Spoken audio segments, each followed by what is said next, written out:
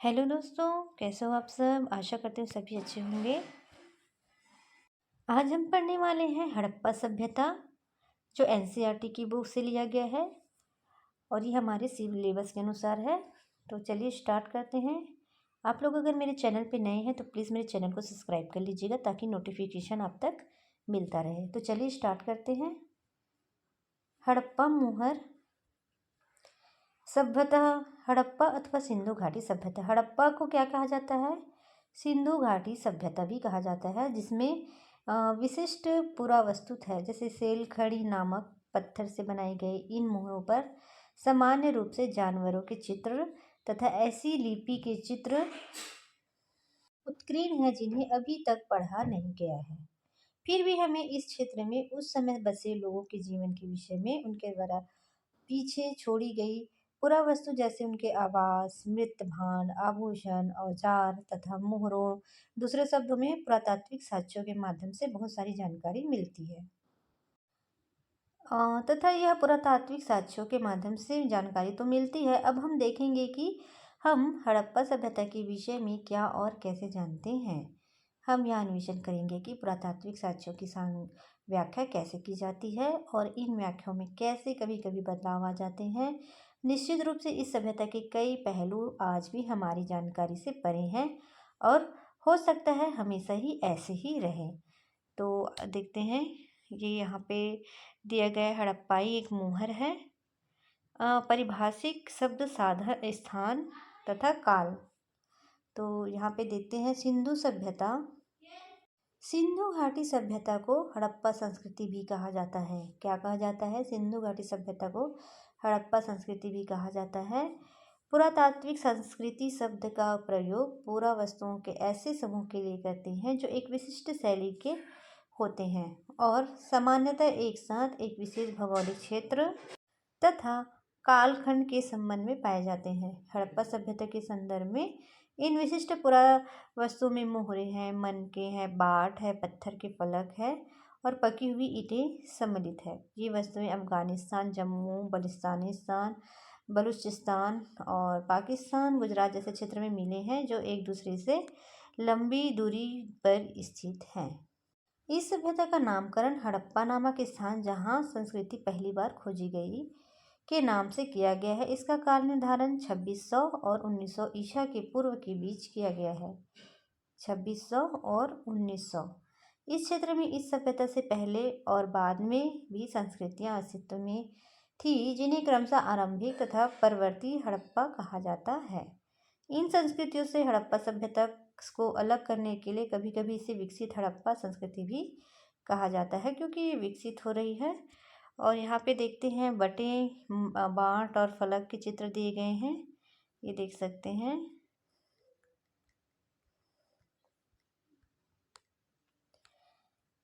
ये देखिए यहाँ पे अरब सागर, यहाँ पे मानचित्र दिया गया है, जिसमें झेलम, चेनाब, रावी, हड़प्पा, सतलज और उत्तर में मांडा, राखीगढ़ी और बनावली, कालीबंगा राजस्थान, मोहनजोदड़ो पाकिस्तान और धौलावीरा, चनहुद्रो, ये सारे रंगपुर, लोथल और जितनी भी नदियां हैं और जगहों के नाम दिए गए हैं। सुतकंदाडोर पश्चिम में और अंग्रेजी में बीसी, हिंदी ईसा पूर्व, तात्पर्य बिफोर क्राइस्ट, ईसा पूर्व से है, मतलब ईसा पूर्व के जो पहले हैं वहाँ से लिया है। कभी कभी आप तिथियों से पहले एडी हिंदी में लिखे जाते हैं, ये उसके बारे में बताया गया है कि ईसा पूर्व के बारे में कैसे लिखा जाता है।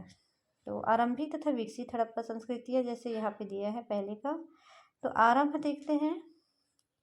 इस क्षेत्र में विकसित हड़प्पा से पहले भी कई संस्कृतियाँ अस्तित्व में थी।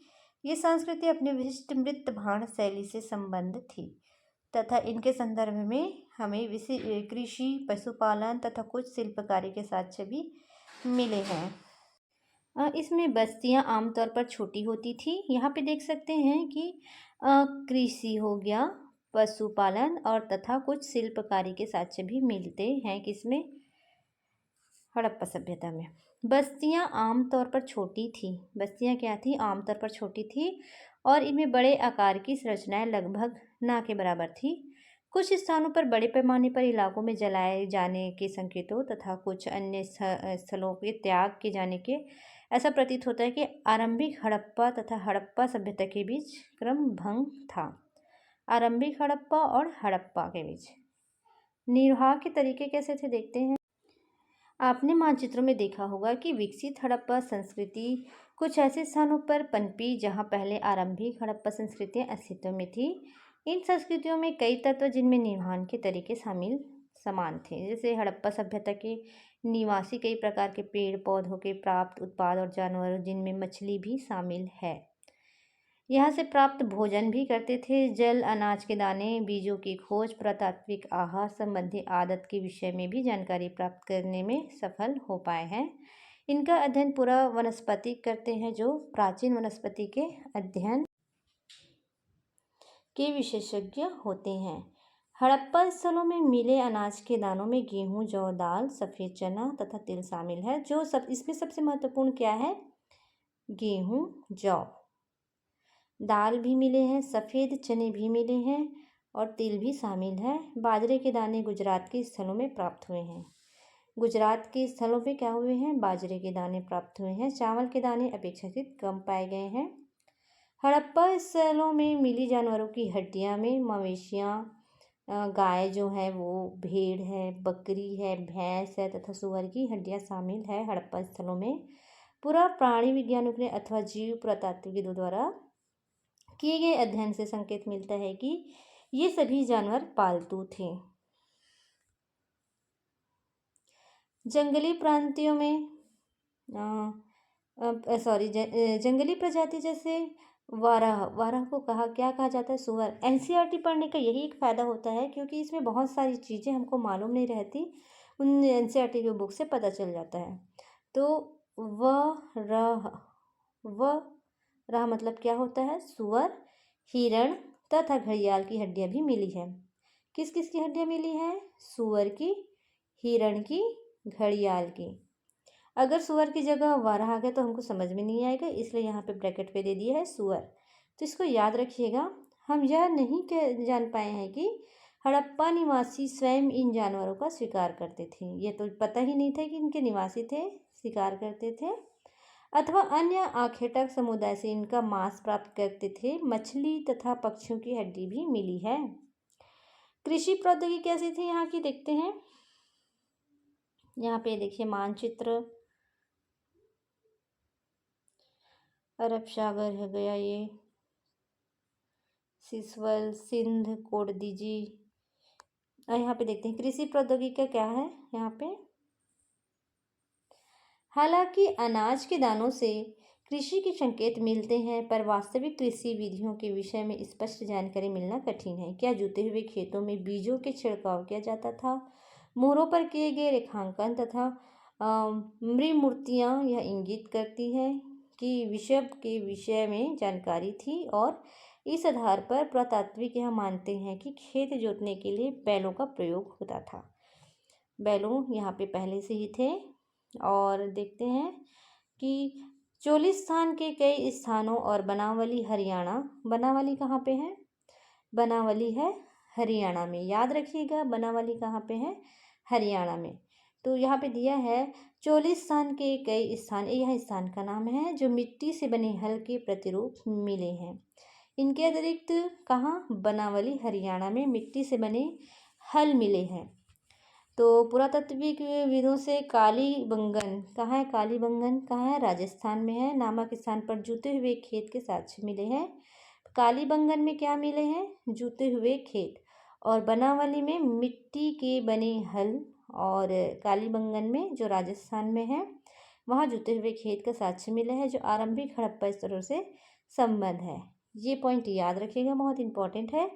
इस खेत में हल रेखाओं के दो समूह एक दूसरे को समकोण पर काटते हुए विद्यमान हैं, जो दर्शाए हैं कि एक साथ दो अलग अलग फसलें उगाई जाती थी।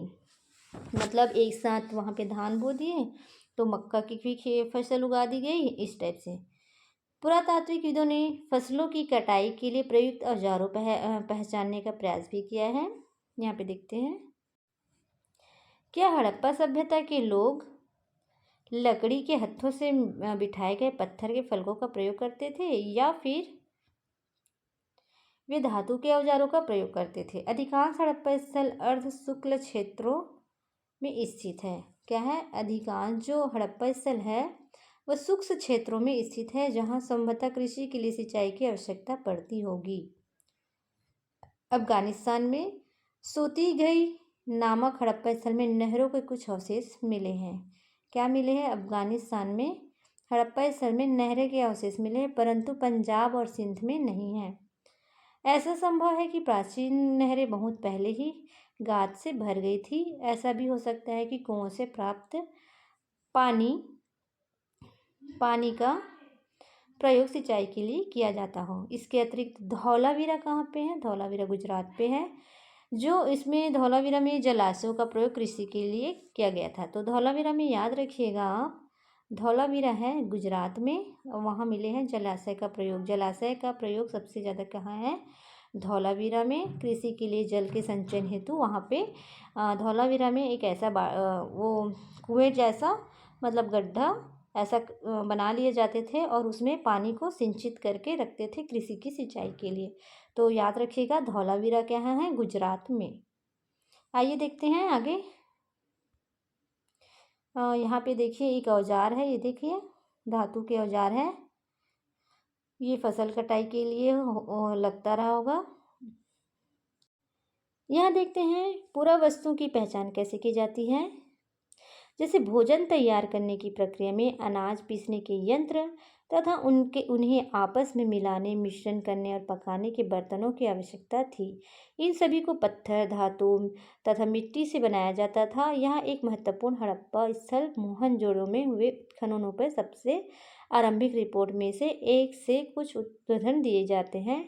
जैसे अवतल चक्कियाँ बड़ी संख्या में मिली हैं और ऐसा प्रतीत होता है कि ये अनाज पीसने के लिए प्रयुक्त है। एकमात्र साधन थी अनाज पीसने के लिए। साधारण ये चक्कियाँ स्थूल, कठोर, कंकरीले, अग्निज तथा बलुआ पत्थर के निर्मित है और आमतौर पर इसे अत्यधिक प्रयोग के संकेत मिलते हैं।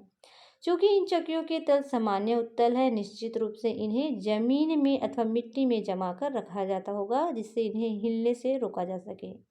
दो मुख्य प्रकार की जो चक्कियाँ मिली है वे हैं जिन पर एक दूसरा छोटा पत्थर आगे पीछे चलाया जा सकते हैं, जैसे हम लोग अपने छत्तीसगढ़ी में जाता बोलते हैं, जिससे निचला पत्थर खोखला हो गया था। और दूसरी वे है जिसका प्रयोग संभवतः केवल सालन या तरी बनाने के लिए, जड़ी बूटी और मसाला कूटने के लिए किया जाता है। इन दूसरे प्रकार के पत्थरों को हमारे श्रमिकों द्वारा सालन पत्थर का नाम दिया गया, सालन पत्थर। तथा हमारे बावर्ची ने यह पत्थर रसोई में प्रयोग के लिए संग्रहालय में उधार मांगा है। ये देखिए इसको बावर्ची अवतल चक्की। ये है धौलावीरा में मिला जलाशय, इसके राजगिरी कार्य पर ध्यान दीजिए। धौलावीरा जो गुजरात में है, यहाँ पे पानी संचित करके रखा जाता था। ये देखिए यहाँ पे पानी की संचित सिंचाई के लिए किया जाता था। पुरातात्विक वर्तमान समय की तुलनाओं में यह समझने का प्रयास करते हैं कि प्राचीन पुरातत्वीय वस्तु किस प्रयोग में लाई जाती थी। मैके खोजी गई वस्तु की तुलना आजकल की चक्कियों से कर रहे हैं। मैके ने मोहनजोदड़ो के बारे में पढ़ते हैं। एक नियोजित शहरी केंद्र। जो मोहनजोदड़ो हड़प्पा थी वो क्या थी? शहरी का केंद्र था, ना कि गांव। इसमें शहर की तरह बहुत सारी चीज़ें शहर से मिलती जुलती हैं। देखते हैं क्या लिखा है इसमें। एक नियोजित शहरी केंद्र है। अगर आपको पूछा जाए एग्जाम में कि मोहनजोदड़ो की शहरी थी कि ग्रामीण थी, तो आप शहरी में टिक करिएगा। संभवतः हड़प्पा सभ्यता का सबसे अनूठा पहलू शहरी केंद्र का विकास था। क्या था कि हड़प्पा सभ्यता का सबसे अनूठा पहलू क्या था? शहरी केंद्र का विकास था। आइए ऐसे ही एक केंद्र मोहनजोदड़ो को और सूक्ष्मता से देखते हैं। हालांकि मोहनजोदड़ो सबसे प्रसिद्ध पुरास्थल है, सबसे पहले खोजा गया स्थल हड़प्पा था। अगर आपसे पूछा जाए कि सबसे पहले खोजा गया स्थल कौन सा है, तो वो क्या था? हड़प्पा था। और यहाँ पे मोहनजोदड़ो सबसे प्रसिद्ध पुरास्थल है, सबसे प्रसिद्ध हुआ। बस्ती दो भागों में विभाजित है, एक छोटा लेकिन ऊंचाई पर बनाया गया। क्यों बनाया गया है? दो है, यहाँ पे जैसे कि एक एक हो गया ऐसे, और एक ऊंचाई पे बनाया गया ऐसा। बस्ती को दो भागों में विभाजित किया, एक ये बस्ती हो गया जो ऊंचा है, और ये इसके नीचे जैसे बनाया गया है, तो विभाजित है, लेकिन छोटा लेकिन ऊंचाई पे बनाया गया। ये छोटा लेकिन ऊंचाई पे बनाया गया है, और दूसरा कहीं अधिक बड़ा लेकिन नीचे बनाया गया है। ये बहुत बड़ा है लेकिन नीचे बनाया गया है। आगे देखते हैं।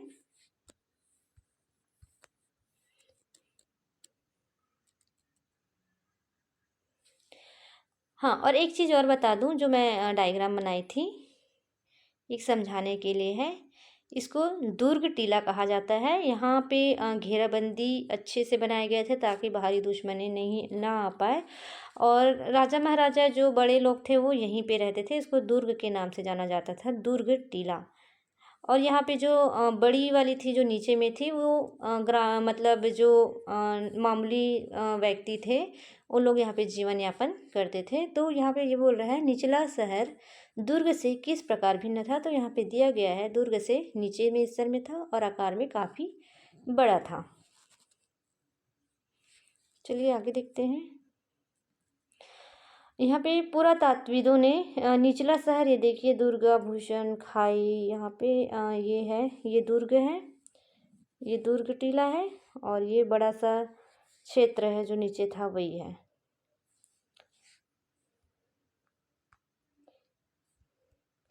ने यहाँ पे हड़प्पा की दुर्दशा बताया गया है। पढ़ते हैं पहले हड़प्पा की दुर्दशा क्या है। हालांकि हड़प्पा सबसे पहले खोजा गया स्थल है, इसे ईंट चुराने वालों ने पूरी तरह से नष्ट कर दिया है। अब वहाँ की ईंट इतनी अच्छी थी कि वहाँ के ईंट भी चोरी हो गया। 1875 में ही भारतीय पुरातात्विक सर्वेक्षण के पहले जनरल अलेक्जेंडर कनिंघम ने, जिन्हें सामान्यतः भारतीय पुरातत्व के जनक कहा जाता है, ये पॉइंट याद रखिएगा। भारतीय पुरातात्विक सर्वेक्षण के पहले जनरल अलेक्जेंडर कनिंघम हैं। भारतीय पुरातत्व का जनक इन्हें कहा जाता है। उन्होंने लिखा है कि प्राचीन स्थल से ले जाई गई ईंटों की मात्रा लगभग 100 मील लंबी लाहौर तथा मुल्तान के बीच की रेल पटरी के लिए ईंटें बिछाने के लिए पर्याप्त थी। बाप रे, मतलब इतने सारे ईंट थे। इस प्रकार स्थल की कई प्राचीन संरचनाएं नष्ट कर दी गई। इसके विपरीत मोहनजोदड़ो कहीं बेहतर सुरक्षित था। ठीक है, ये देख लेते हैं। यहाँ पे है दुर्ग, और यहाँ पे देखते हैं, एक मिनट थोड़ा बड़ा कर देती हूँ साइज। दुर्ग और निचला शहर का नाम दिया गया। ऊपर वाले को दुर्ग कहा गया और निचले को निचले शहर के नाम दिया गया है। दुर्ग की ऊंचाई के कारण यह था कि, मतलब दुर्ग को ऊंचा इसलिए बनाया गया था कि संरचनाएं कच्ची ईंटों के चबूतरे पर बनी थी। दुर्ग को दीवार से घेरा गया था, जिसका अर्थ है कि निचले शहर से अलग किया गया था। निचला शहर भी दीवार से घेरा गया था। इसके अतिरिक्त कई भवनें को उसे ऊंचे चबूतरों पर बनाया गया था जो नींव का कार्य करते थे। अनुमान लगाया जाता है कि यदि एक श्रमिक प्रतिदिन 1 घनीय मीटर मिट्टी ढोता होगा तो मात्र आधारों को बनाने के लिए वो 40 लाख श्रम दिवसों और बहुत बड़े पैमाने में श्रम की आवश्यकता पड़ती होगी उस समय।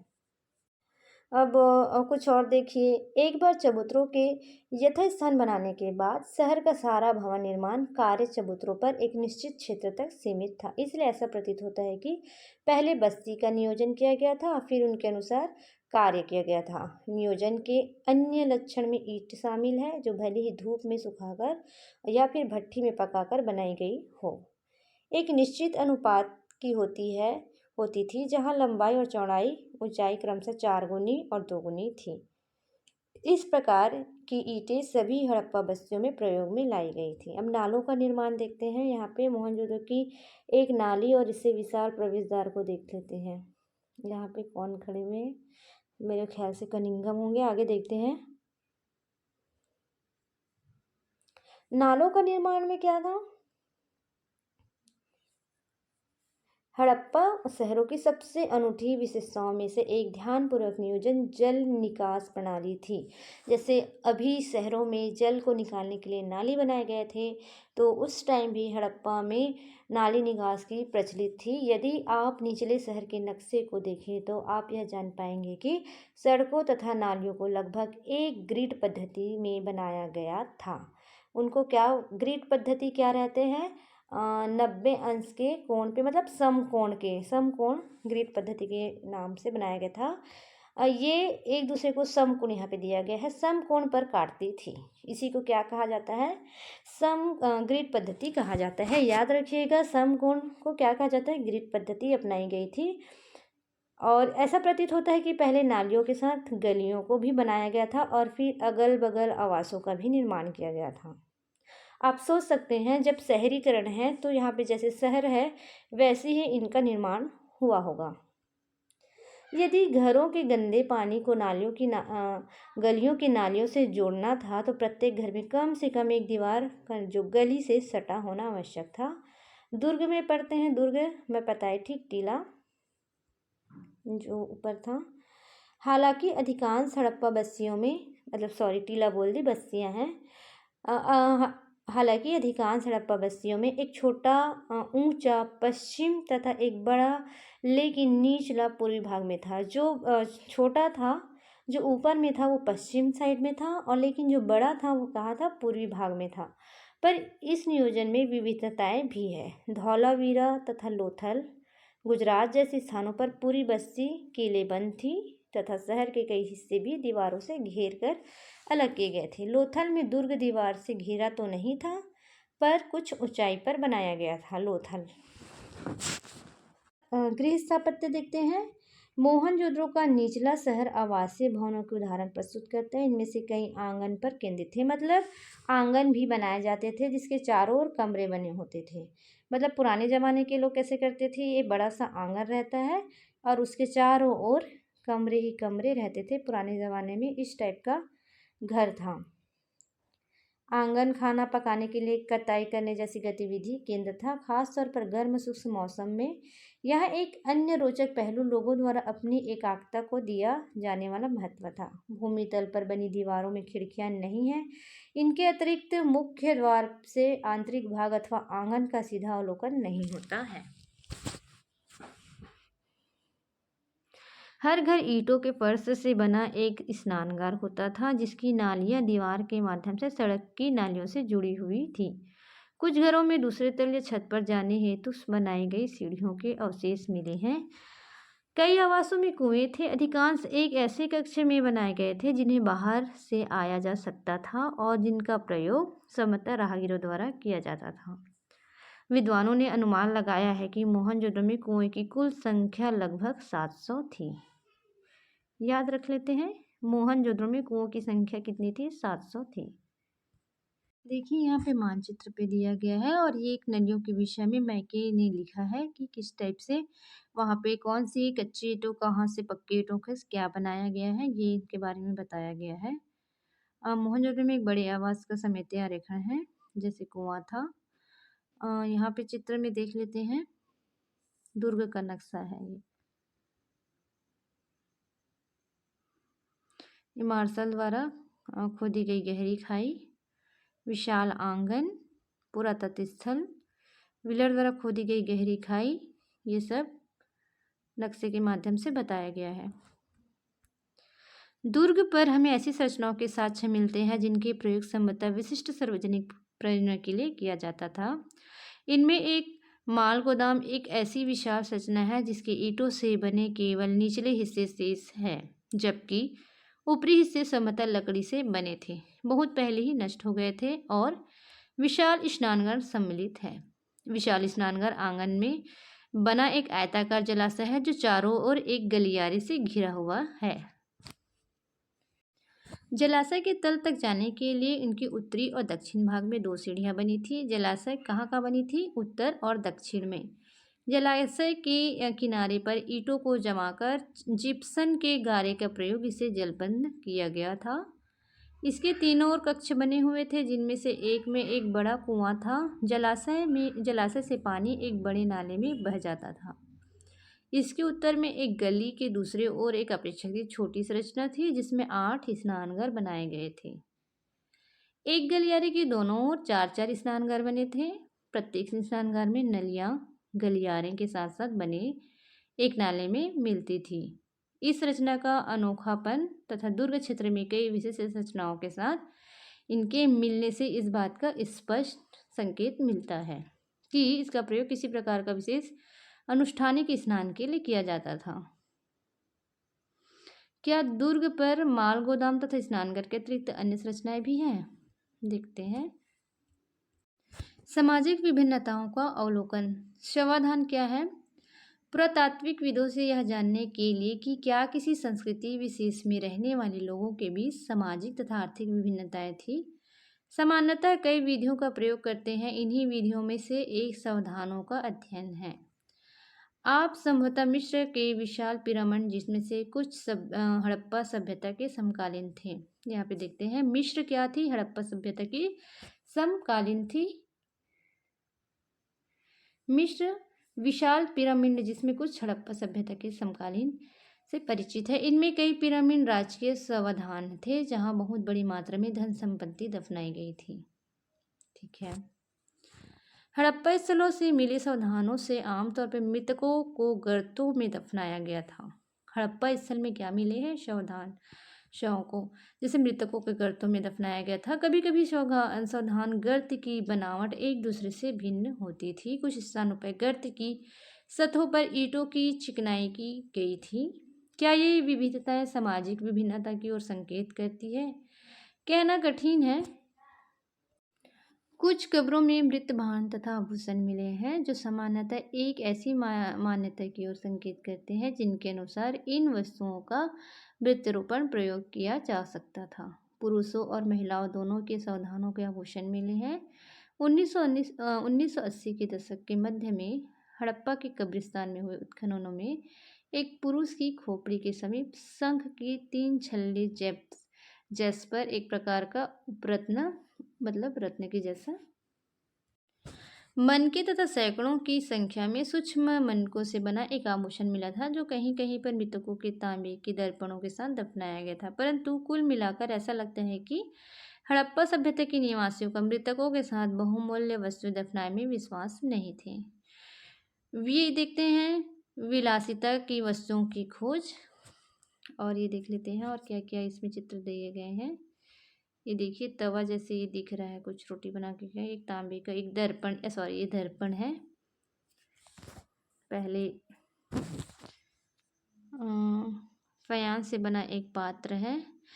सामाजिक विभिन्नता को पहचानने की एक अन्य विधि है कि ऐसी पुरावस्तुओं का अध्ययन जिसमें पुरातात्विक विदों मोटे तौर पर उपयोगी तथा विशाल की वस्तुओं में वर्गीकृत करते हैं। पहले के रोजमर्रा के उपयोग की वस्तुएं सम्मिलित है, जिन्हें पत्थर अथवा मिट्टी जैसे सामान्य पदार्थों से आसानी से बनाया जा सकता है। इनकी चिकनाई, मृतभांड, सुइयां, झावा आदि शामिल है। ये वस्तु सामान्य रूप से बस्ती में सर्वत्र पाई गई है। पुरातात्विक इन वस्तु की कीमतें मानते हैं जो दुर्लभ हो अथवा महंगी, स्थानीय स्तर पर अनुपलब्ध पदार्थों से अथवा जटिल तकनीकों से बनी हो। ये देख लेते हैं। ये पढ़ने के लिए इम्पोर्टेंट तो नहीं लग रहा है यहाँ पे।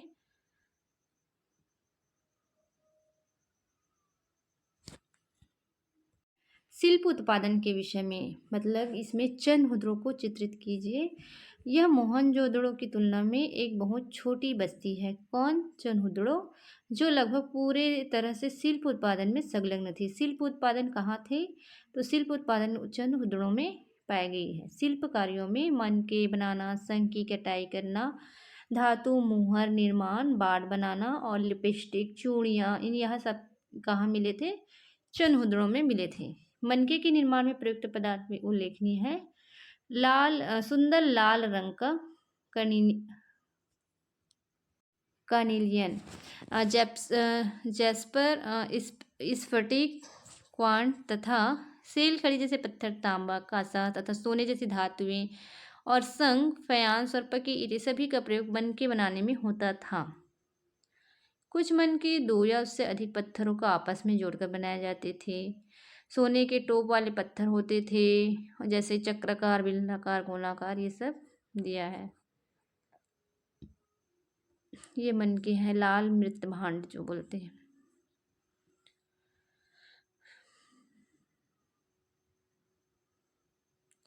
इसे सेल खड़ी भी कहा जाता है। और यहाँ पे सेल खड़ी जो एक बहुत मुलायम पत्थर आसानी से कार्य में लिया जाता था। तो ये देख सकते हैं आप।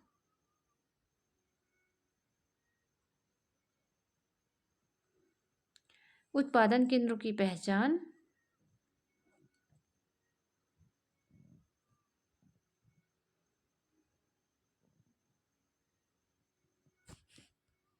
यहाँ पे देख सकते हैं कैस्पियन सागर है, भूमध्य सागर है, हड़प्पा है, मेसोपोटामिया, ये भी समकालीन थी हड़प्पा के। और यहाँ पे देखते हैं माल प्राप्त करने संबंधी नीतियाँ क्या थी। तो हम यहाँ पहुँचे थे, ये मन के हो गया था। माल प्राप्त करने संबंधी नीतियाँ, जैसा कि स्पष्ट है कि शिल्प उत्पादन के लिए कई प्रकार के कच्चे माल का प्रयोग होता था। हालांकि कुछ जैसे कि मिट्टी स्थानीय स्तर पर उपलब्ध थे, कुछ अन्य जैसे पत्थर, लकड़ी तथा धातु जलोढ़ मैदान से बाहर के क्षेत्रों में मंगाने पड़ते थे।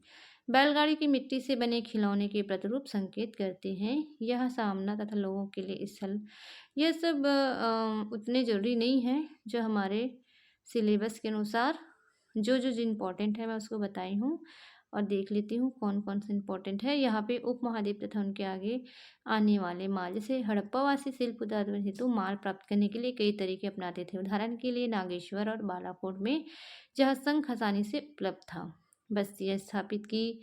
ऐसे ही कुछ अन्य पुरस्थल जो अफगानिस्तान में सोतुखई जो अत्यंत कीमती माने जाते थे। नीले रंग के पत्थर लाजवद मणि के सबसे अधिक स्रोत के निकट स्थित था तथा लोथल जो कार्निलियन मतलब गुजरात में, भरचौड़ सेलखड़ी दक्षिण राजस्थान तथा उत्तरी गुजरात में और धातु राजस्थान के स्रोतों के निकट स्थित था। यहाँ पे क्या धातु हड़प्पा ये सब कहाँ कहाँ मृत भांड कौन कौन से शहर में मिले हैं ये बताया गया है। सुदूर क्षेत्र के संपर्क हाल ही में हुई पुरातात्विक खोज में इंगित करती है कि तांबा संभवतः अरब प्रायद्वीप के दक्षिण पूर्व छोर पर स्थित ओमान से भी लाया जाता था। ओमान में मिला एक हड़प्पाई मृतबान, ये देखिए मृत भांड है जो काले कलर का दिख रहा है एकदम। यहाँ पे वही कौन से कहाँ से मिला और काली मिट्टी मृत भांड के बारे में ज़्यादातर बताया गया है। यहाँ पे देखते हैं मेसोपोटामिया की एक विशिष्ट बेलनाकार मुहर है, परंतु इस पर बना कुबरदार बिशप का चित्र सिंधु क्षेत्र से लिया गया प्रतीत होता है। यहाँ पे देखो बैल की जो है चित्र बना हुआ है। तीसरी सहस्त्र शब्दिक ईसा पूर्व में दिनांकित मेसोपोटामिया के लेखों में मगान जो सभ्यता ओमान के लिए प्रयुक्त नाम था, नामक क्षेत्र में तांबे के आगमन के संदर्भ मिलते हैं। यह रोचक बात है कि मेसोपोटामिया के स्थानों में मिले तांबे में भी निकल के अंश मिले हैं। लंबी दूरी के संपर्क की ओर संकेत करने वाले अन्य पुरातात्विक खोजों में हड़प्पाई मुहर, बाढ़, पासे, मनके ये सब तो मिले ही हैं। मेसोपोटामिया में मिथक यह बताता है कि तुम्हारा पक्षी हाजा पक्षी हो, उसे आवाज़ राजा प्रसाद ने सुनाई दे। ये उतना इम्पोर्टेंट नहीं है। मोहरे देखते हैं। मोहरे और मुद्रांकनों का प्रयोग लंबी दूरी के संपर्क को सुविधाजनक बनाने के लिए होता था। मोहरों का और मुद्रांकनों का प्रयोग क्या हो जाता था? लंबी दूरी के संपर्क को। कल्पना कीजिए कि सामान से भरा एक थैला एक स्थान से दूसरे स्थान तक भेजा गया। उसका मुख रस्सी से बंधा गया और गांठ पर थोड़ी गीली मिट्टी जमाकर एक अधिक मोहरों से दबा दिया गया, जिससे मिट्टी पर मोहरों की छाप पड़ गई, जैसे ये भी दिख रहे हैं। थैलों के अपने गंतव्य स्थान पर पहुंचने तक मुद्रांकन अनुक्षण रहा, तो उसका अर्थ था कि थैले के साथ किसी प्रकार का छेड़छाड़ नहीं की गई थी। मुद्रांकन के प्रेक्षण की पहचान का भी पता चलता है। मतलब जहाँ से हम अपना सामान भेजते थे उसमें हम ऐसे चित्र अंकित कर दिए जाते थे वहाँ पे जिसको वह छेड़छाड़ मतलब खोल खाल के ना देखा गया हो, इस टाइप का चलता था उस टाइम। एक रहस्यमय लिपि है कि हड़प्पाई मोहरों का एक पंक्ति में कुछ लिखा है जो संभवतः मलिक के नाम पर पदवी को दर्शाता है। ठीक है, ये इतना इम्पोर्टेंट नहीं है। बाँट देखते हैं। विनिमय बाँटों की एक सूक्ष्म या परिशुद्ध प्रणाली द्वारा नियंत्रण थे। विनिमय मतलब जो वहाँ के क्या बोलते हैं, लोथल में व्यापार का जो कार्य चलता था उसमें बट रहते थे, उसको विनिमय बट जो लेन देन में काम आता था। ये बाट सामान्यतः चट नामक पत्थर से बनाए जाते थे, चट नामक पत्थर से बनाए जाते थे और आमतौर पर ये किसी भी तरह के निशान से रहित घनाकार होते थे। इन बाटों के निकले माध्यम द्विआधारी मतलब इत्यादि जैसे 12,800 से, जबकि ऊपरी माध्यम दशमलव प्रणाली का अनुसरण करते थे। मतलब ये बाट है, इनके अनुसार लेन देन किया करते थे। छोटे बाटों का प्रयोग समझ आभूषण और मनकों को तौलने के लिए किया जाता था और धातु से बने तराजू के पलके भी मिले हैं। यहाँ पे देख लेते हैं प्राचीन सत्ता। हड़प्पाई समाज में जटिल फैसले लेने और उन्हें कार्यान्वित करने के संकेत मिले हैं। उदाहरण के लिए हड़प्पाई प्रस्तुत में असाधारण एकरूपता को ही ले जैसा कि ये सब देखते हैं आगे। प्रसाद तथा शासक, इसमें सत्ता के केंद्र और सत्ताधारी लोग के विषय में पुरातात्विक विवरण हमें कोई त्वरित उत्तर नहीं देते हैं। मोहनजोदड़ो से मिले एक विशाल भवन को एक प्रासाद की संज्ञा दी, परंतु इसमें संबंध में कोई भव्य वस्तु नहीं मिली है।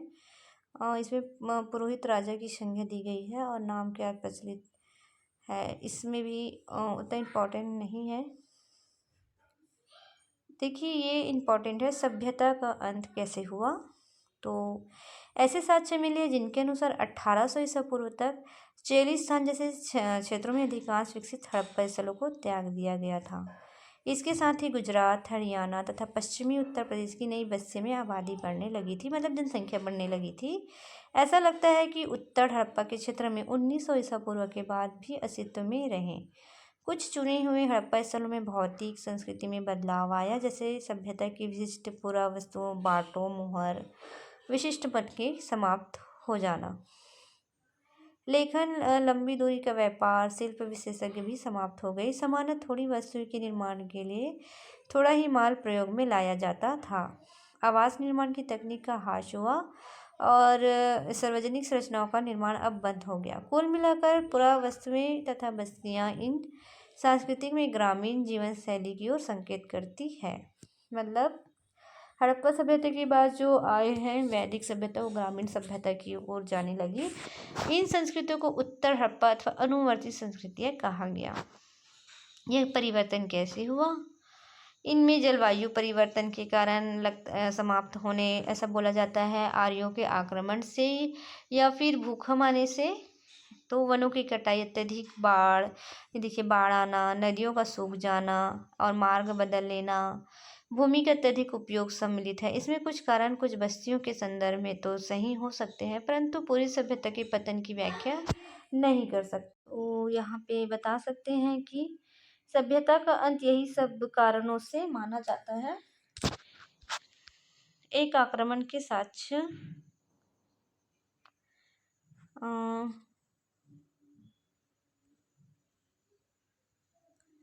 ये देख लीजिए, आप पढ़ लीजिएगा स्किप करके, ये उतना इम्पोर्टेंट नहीं है। हड़प्पा सभ्यता की खोज के बारे में पढ़ते हैं। अब तक हमने हड़प्पा सभ्यता के विभिन्न पहलुओं का विश्लेषण इस संदर्भ में किया है कि किस प्रकार पुरातात्विक ने भौतिक अवशेषों से प्राप्त साक्ष्यों के माध्यम से एक आकर्षण इतिहास अलग अलग अंशों को एक साथ जोड़ा है। लेकिन एक और कहानी भी है कि किस प्रकार पुरातात्विक ने सभ्यता की खोज की। जब हड़प्पा सभ्यता के शहर नष्ट हो गए तो लोग धीरे धीरे उनके विषय में सब कुछ भूलते गए। जब लोगों ने इस क्षेत्र में सहस्त्रवादियों बाद कर रहना आरंभ किए, तब यह नहीं समझ पाए कि बाढ़ या मिट्टी के कटाव के कारण या खेत की जुताई के समय या फिर खजाने के लिए खुदाई के समय यदा कदा धरती की सतह पर आने वाली अपरिचित वस्तुओं का क्या अर्थ लगाया जाए। उस टाइम देखते हैं कनिंघम द्वारा हड़प्पा से प्राप्त पहली ज्ञात मुहर बनाया गया रेखा चित्र है ये। गंगम जी के ब्राह्मण है जो उसने क्या खुदाई की और ये सब क्या किए थे। यहाँ पे देख लीजिए कि कनिंघम को एक हड़प्पाई मुहर दी और मुहर है ये जैसे कि कनिंघम द्वारा हड़प्पा से प्राप्त पहली ज्ञात मुहर बनाया गया था। एक नवीन प्राचीन सभ्यता देखते हैं ये। कालांतर में 20वीं शताब्दी के आरंभिक दशकों में दयाराम साहनी जैसे पुरातत्वविदों ने हड़प्पा में मोहरे खोज निकाली जो निश्चित रूप से आरंभिक इतिहासकार स्तर से कहीं अधिक प्राचीन स्तरों में संबंध थे। मतलब ये कहा गया है कि दयाराम जो साहनी है वो हड़प्पा सभ्यता की खोज की थी और इनके महत्व को समझ जाने लगा है। एक अन्य पुरातात्विक राखलदास बनर्जी ने हड़प्पा से मिली मोहरों के समान मोहनजोदड़ो से खोज निकाली। राखलदास बनर्जी ने क्या किया है, मोहनजोदड़ो की खोज की है। राखलदास बनर्जी ने मोहनजोदड़ो की खोज की है और यहाँ पे पुरातात्विक संस्कृति में भाग थे। उन्होंने खोजों के आधार पर 1924 में भारतीय पुरातात्विक सर्वेक्षण के डायरेक्टर जनरल जॉन मार्शल ने पूरे विश्व के समक्ष सिंधु घाटी में एक नवीन सभ्यता की खोज की घोषणा की 1924 में। जैसा कि S.N. Rao the story of Indian archaeology में लिखते हैं। किसकी बुक है? The story of Indian, S.N. Rao, S.N. Rao the story of Indians. उसने मार्शल ने भारत को जहाँ पाया था उन्हें 3000 वर्ष पीछे छोड़ा। ऐसा इसलिए था मेसोपोटामिया के पुरास्थल में हुए उत्खनन से हड़प्पा पुरास्थल में मिली मोहरें जैसी पर तब तक पहचानी ना जा सकी थी मोहरें मिली तब। उस प्रकार मतलब विश्व को न केवल एक नई सभ्यता की जानकारी मिली और यह भी कि मेसोपोटामिया की समकालीन भी थी। भारतीय पुरातात्विक सर्वेक्षण में डायरेक्टर जनरल के रूप में जॉन मार्शल का कार्यकाल वास्तव में भारतीय पुरातत्व के एक व्यापक परिवर्तन का काल था। वे भारत में कार्य करने के लिए पहले पेशेवर पुरातत्विक थे। कौन? John Marshall. और यह यूनान और क्रेट में अपने कार्यों का अनुभव भी लाए। हालांकि अधिक महत्वपूर्ण बात यह है कि कनिंघम की तरह भी इन्होंने आकर्षण खोज में दिलचस्पी थी और इन्हें दैनिक जीवन पद्धतियों जानने की उत्सुकता भी। पुरास्थल टीले स्तर जैसे यहाँ पे एक छोटे टीले का ध्यान देखने योग्य पता चला है। इसमें एनसीईआरटी की बुक में पूरा डिटेल तो नहीं दिया रहता, ये बेसिक जानकारी के लिए होती है। तो इसे पढ़ने बस से आपका जो हड़प्पा सभ्यता सिंधु सभ्यता है उनकी जानकारी नहीं है, लेकिन ये बेसिक जानकारी है। तो आप लोग एक ऐसी बुक खरीदें जिसका आप अच्छे से पढ़ सकें। ये आप देख सकते हैं, ये इतना इम्पोर्टेंट नहीं है।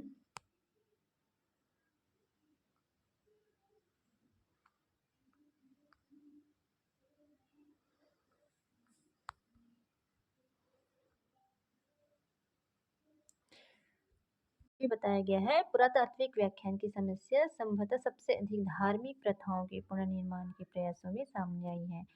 आरंभिक पुरातत्वविदों को लगता था कि कुछ वस्तुएं जो असामान्य और अपरिचित लगती थी धार्मिक महत्व की होती थी। इन्हें आभूषण में लदी हुई नारी मात्र देवी की संज्ञा दी गई है। जैसे यहाँ पे दिया गया है, पुरुषों की दुर्लभ पत्थर से बनी मूर्तियां जिसमें एक लगभग मानवीकृत मुद्रा में एक हाथ घुटने पर रख बैठा हुआ दिखाया गया था। जैसा कि पुरोहित राजा को भी इसी प्रकार वर्गीकृत किया गया था। अत्यंत दृष्टांतों से संरचनाओं को अनुष्ठानिक महत्व माना गया। इन विशाल स्नानघर तथा कालीबंगन और लोथल में मिली वेदियां सम्मिलित है। ये देखिए देवी है, मात्र देवी। मोहरों में जिनमें कुछ संभवतः अनुष्ठान के दृश्य बने हैं, इनके परीक्षण में धार्मिक आस्थाओं और प्रथाओं को पुनर्निर्मित करने का प्रयास भी किया गया है। कुछ अन्य जिन पर पेड़ पौधे उत्कृष्ट हैं, सामान्यता अनुसार प्रकृति की पूजा के संकेत देते हुए मोहरों पर बनाए गए जानवर जैसे कि एक सींग वाला जानवर जिसे आमतौर पर एक श्रृंगी कहा गया काल्पनिक तथा संश्लिष्ट लगते हैं। कुछ मोहरों पर एक आकृति जैसे पालथी मारकर योगी की मुद्रा में बैठा दिखाया गया। जो ब्रह्मा जी रहते थे ना, उस टाइप के एक मुद्रा दिखाए गए थे यहाँ पे। और यहाँ पे और कभी कभी जिसे जानवर से घिरा दर्शाया गया है। यहाँ पे एक बाट मिला है जिसमें बैल के निशान थे। आज्ञ शिव मतलब हिंदू धर्म के प्रमुख देवताओं में से एक आरंभिक रूप की संज्ञा दी गई है। आज्ञ शिव के रूप में जाना जाता है। इसके अतिरिक्त पत्थर की सक्कोकर वस्तु को लिंग के रूप में वर्गीकृत किया गया है। हड़प्पाई धर्म के कई पुनर्निर्माण इस अनुमान के आधार पर किए गए हैं कि आरंभिक तथा बाद की परंपराओं में समानताएं होती है। ऐसा इसलिए क्योंकि पुरातत्व ज्ञात से अज्ञात की ओर बढ़ते अथवा वर्तमान से अतीत की ओर। हालांकि नीति पत्थर की चक्कियों तथा पात्रों के संबंध में युक्ति संगत हो सकती है, धार्मिक प्रतीक के संदर्भ में अधिक संगीत है। जैसे कि हम आज्ञ शिव मोहरों को देखते हैं। यह सबसे आरंभिक धार्मिक ग्रंथ कौन सा है? ऋग्वेद है। धार्मिक ग्रंथ कौन सा है? ऋग्वेद है और लगभग 1500 से 1000 ईसा पूर्व के बीच संकलित है। रुद्र नामक एक देवता का उल्लेख मिलता है जो बाद में क्या हो गया था? लिंग एक परिकृत पत्थर को कहा जाता है जिसकी पूजा भगवान शिव के रूप में होती है। ठीक है, तो बाद में एक रुद्र नामक एक देवता का उल्लेख मिलता है जो बाद में पौराणिक परंपराओं के शिव के रूप में नाम आया। पहली ईस्वी में अध्याय 4 में हम नहीं देखे हैं, देखते हैं बाद में। लेकिन शिव के विपरीत रुद्र के ऋग्वेद में ना तो पशुपति सामान्य रूप से जानवर और विशेष रूप से मवेशियों के स्वामी पशुपति को कहा जाता है और ना ही एक योगी के रूप में दिखाया गया है। परंतु दूसरे शब्दों में यह चित्रण ऋग्वेद में दिए गए रुद्र के विवरण से मेल नहीं खाता। फिर क्या कोई संबंध था, जैसे कि कुछ विद्वानों ने सुझाया है। इतिहास हमेशा उलझनों में ही रही है, इसमें कभी भी सटीक आंसर नहीं रहता है। अब ये एनसीईआरटी की बुक है और इसमें से जो क्वेश्चन रहेगा वो हम दावपत्ती में लगा सकते हैं यहाँ से पढ़कर। जैसे कि आरंभिक भारतीय पुरातत्व के प्रमुख कालखंड है, ये देख सकते हैं आप। जैसे ये हड़प्पा मोहर कनिंघम का रिपोर्ट कब था? 20वीं शताब्दी में 1921 में हड़प्पा सभ्यता की खोज किसने की थी, है ना? और मोहनजोदड़ो उत्खनन का प्रारंभ REM व्हीलर द्वारा हड़प्पा का उत्खनन कौन से सन में हुआ है? ये सब याद करने योग्य है। ये प्रश्न है और ये देखिए यहाँ पे कैसे एक हड़प्पाई संवाधान है जहाँ पे हड्डियाँ एक मनुष्य की लग रही है।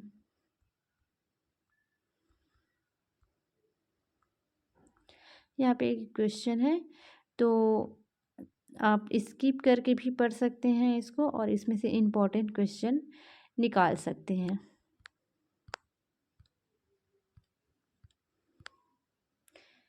ये देखिए